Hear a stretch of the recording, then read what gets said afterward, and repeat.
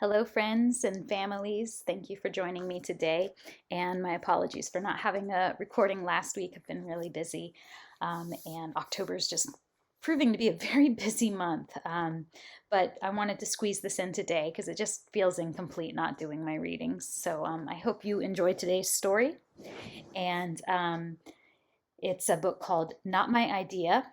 And it's a book about whiteness, written and illustrated by Anastasia Higginbotham, and it's kind of a collage style book. So there's the narrative text and then text of the characters in and throughout the book with images and pictures also collaged in. So we'll begin by reading her intro, the author Anastasia's. In a 1933 interview, Toni Morrison said about racism in America, "White people have a very, very serious problem. And they should start thinking about what they can do about it," she added. "Take me out of it." Those words landed in me as a direct command. I made this book for my own white sons with help from their teachers and mine. It's dedicated to the Brooklyn Free School, where my family was first called upon to engage with whiteness in order to dismantle white supremacy. So, if you haven't figured it out yet, this book is about whiteness and how we can use our power to help others and to bring equity to our world. And if that makes you uncomfortable, then I urge you to keep watching and maybe you'll pick up on something.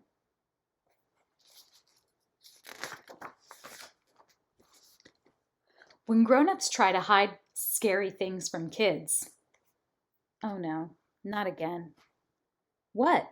Mom, what not again?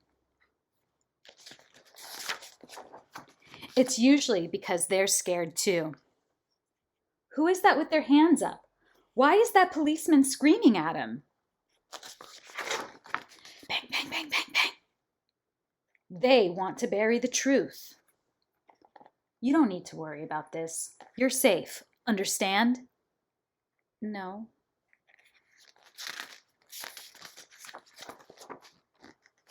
Deep down, we all know color matters. Our family is kind to everyone. We don't see color. Little girl's making a drawing in response. Skin color makes a difference in how the world sees you and in how you see the world. I want to bring my aunt a gift. This will only take a minute. And the little girl entering a store. It makes a difference in how much trouble seems to find you or let you be. So here we have a security guard, two children, one white and one black, shopping, looking at the same thing. But where's the security guard's gaze? Not at the white girl, it's at the little black boy.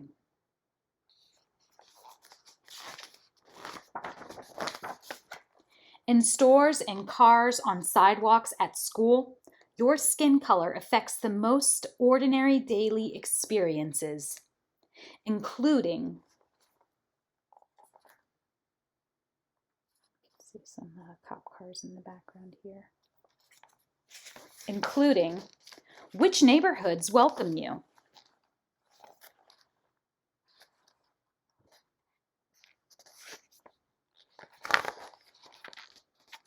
So relieved you got here safely. Why wouldn't we? The protests. They're blocking the road. Marchers came to demand justice for unarmed African American. They demand an end to killings across the nation, part of a shameful pattern that has claimed the lives, particularly of young men of color. Marches referenced past victims and a video taken by a bystander.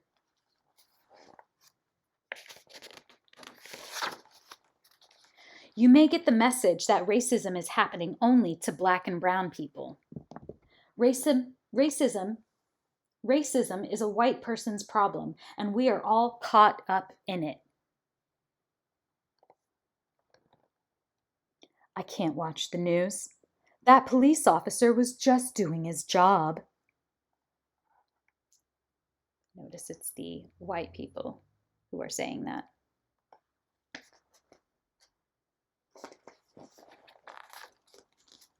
mostly by refusing not to look at it. You can face this. Come away from the TV now. Look, I made your favorite. So people ignoring the problem. Radical justice, we must step up.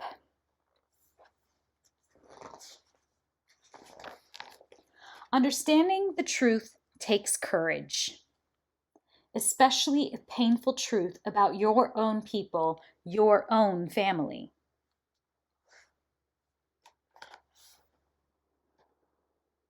Little girl in the back seat and mom looking at her. Are you all right?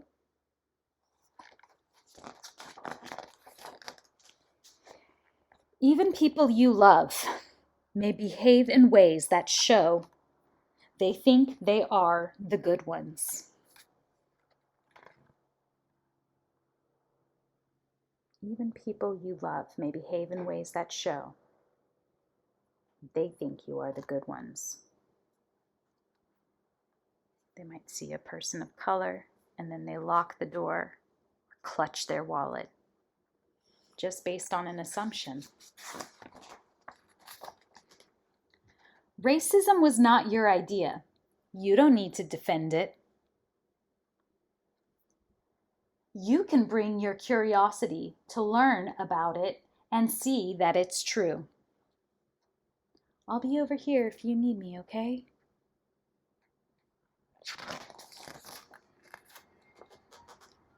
It says our shared history, because it is shared history. In the United States of America, white people have committed outrageous crimes against black people for 400 years. All along, every step of the way, people who love justice and love each other have been fighting back. Many white people did things they never should have done. Denied opportunity, a bank loan denied. Denied housing, notice of eviction. Denied voting rights, voter registration test. A test. Before they were allowed full rights to voting, persons of color in this country were made to take a test that white people weren't made to take. They had to take a test to be able to vote. Questions that even white people probably could not have answered accurately. Tell me there's no systemic racism. Many other white people failed to see the problem with this. These choices put wealth and power into white hands, homes, and neighborhoods. Exploited the love and labor of black women.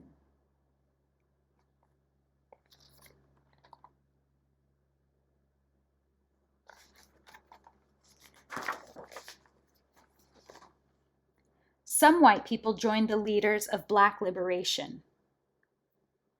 Liberation equals love and freedom.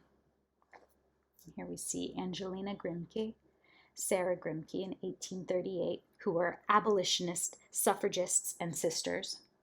And here we see Julian Bond and members of the Student Nonviolent Coordinating Committee of 1963.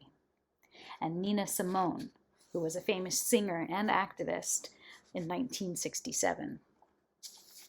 Nuns and fellow marchers on the way to Selma to Montgomery March in 1965.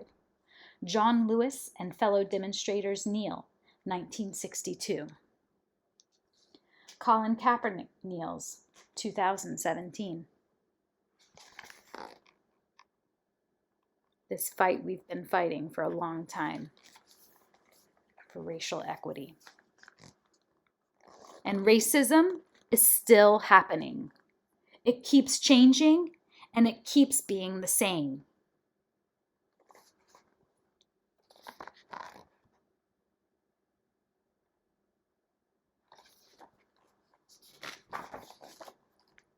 And yet, just being here, alive in this moment, you have a chance to care about this, to connect.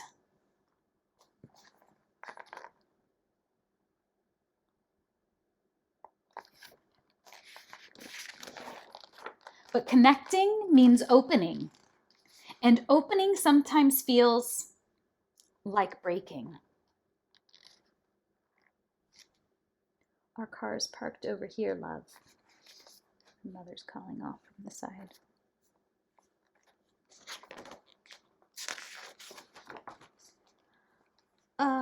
Mom, I don't feel good.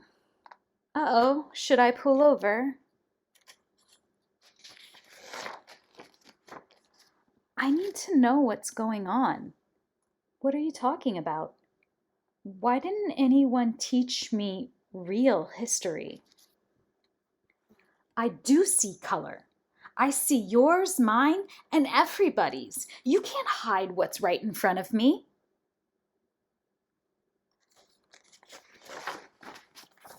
I know that what that police officer did was wrong.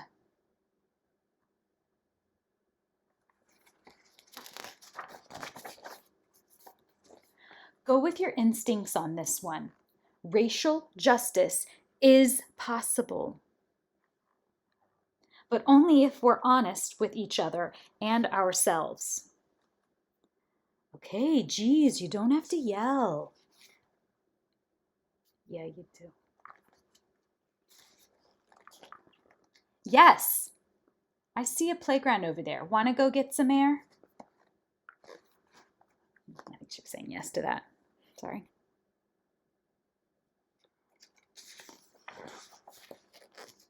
Your history's not all written yet. What do you want it to say? The end. So the mother's saying to this little girl, your history's not written yet. Or the author, I should say, the narrator. So you, my children, my students, your history is not written yet. You are making it, and you can change it. And you can fight for racial justice and equity, and you can make it happen. And I'll help you.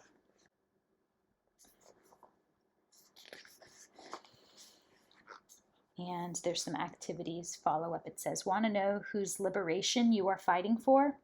Your own. White supremacy has been lying to kids for centuries. White supremacy is pretend, but the consequences are real. The truth is much simpler. Dangerous is a gun. Not dangerous. Our hands in the air.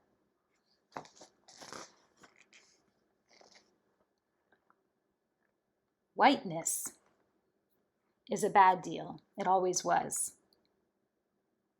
Dude, we can see your pointy tail.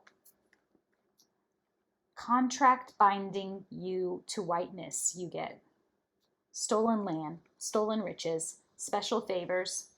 Whiteness gets to mess endlessly with the lives of your friends, neighbors, loved ones, and all fellow humans of color. Your soul. Sign below.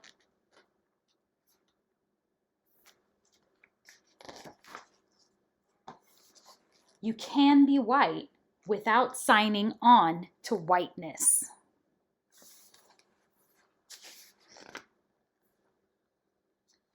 Juliet Hampton Morgan, born 1914, died 1957.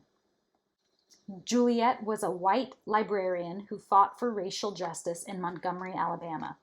When Juliet was riding the bus and the white driver would refuse to pick up a black bus rider, even after he collected their fare, their money, Juliet would pull the emergency cord and raise HE double hockey sticks until the driver did his job. This was an act of love for herself and for the community to which she belonged.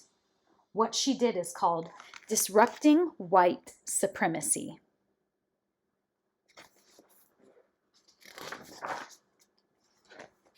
Grow justice. What if it dies? Plant it again. Grow justice inside yourself like a bean sprout in a milk carton. Never stop planting justice. A strong internal sense of justice will not fail you, even when a lack of justice in the world does. Innocence is overrated. Knowledge is power. Get some. Grow wise. Make history. And here's a little ending. Anastasia Higginbotham's books about ordinary, terrible things tell stories of children who navigate trouble with their sense sharp and souls intact. Help may come from family, counselors, teachers, and dreams, but it's the children who find their own way through. Anastasia has been making books by hand her whole life as a way to cope with change and grow. You can too.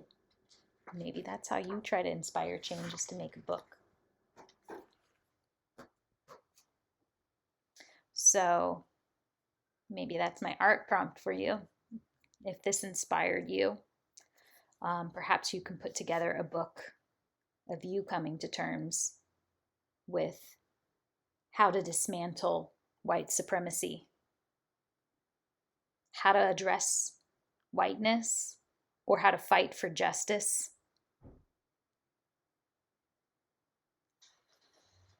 And it's not always the most easy conversation for a white person, but it has to be had, and we will learn through our mistakes.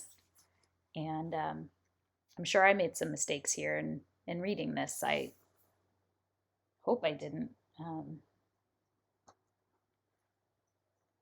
But this isn't supposed to be easy, friends.